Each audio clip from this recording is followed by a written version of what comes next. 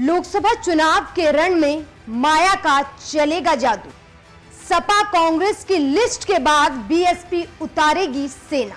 लोकसभा चुनाव को लेकर 80 सीटों वाले राज्य यानी उत्तर प्रदेश में सियासत उबाल मार रही है। हर राजनीतिक पार्टी अपना समीकरण बिठाने में लगी हुई है। बड़ी बात यह है कि सूबे की पूर्व मुख्यमंत्री और प्रदेश की पहली मुख्यमंत्री जिन्होंने पूरे 5 साल अपनी सरकार चलाई थी, मायावती, उनके बिना INDI अलायंस को अपनी नैया पार करना मुश्किल लग रहा है। इसीलिए बार बार ऐसी खबरें सामने आ जाती हैं कि मायावती विपक्ष के अलायंस में जाने वाली है, जिसे लेकर मायावती हर बार फटकार लगाने आती हैं। अब बीएसपी प्रमुख इंडिया अलायंस का गेम बिगाड़ने की पूरी तैयारी कर चुकी है। नमस्कार, मैं हूं आपके साथ कामिनी झा और आप देख रहे हैं न्यूज़ 1 इंडिया।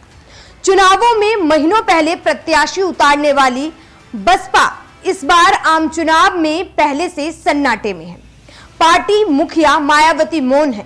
सड़कों से बीएसपी का नीला झंडा गायब दिखता है। मैदान में बीएसपी कार्यकर्ता भी नहीं दिखाई दे रहे हैं।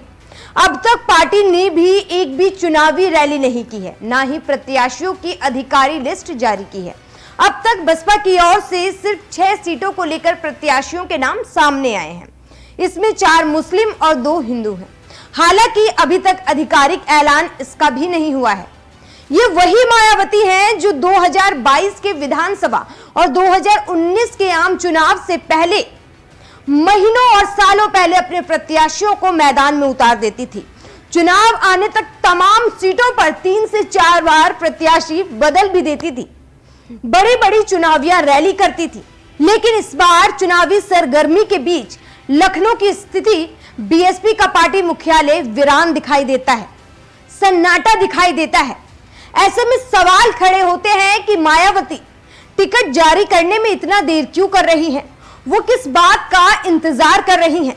खबरों की माने तो बीएसपी सपा और कांग्रेस के फाइनल लिस्ट का इंतजार कर रही है। उनके प्रत्याशी उतारने के बाद ही मायावती अपने प्रत्याशियों के नामों को घोषित करेंगी। मतलब साफ है कि मायावती की चुप्पी तूफान के आने से पहले का सन्नाटा है। मायावती मुस्लिम और दलित कार्ड खेलने के लिए वेट एंड वॉच के मूड में है।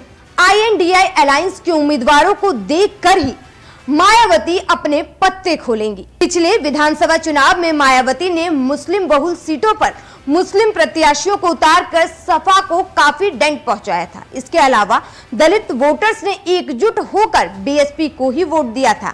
ऐसे में भतीजे यानी अखिलेश यादव को डर है कि बुआ उन्हें नुकसान पहुंचाने के चक्कर में एनडीए को फायदा न पहुंचा दे।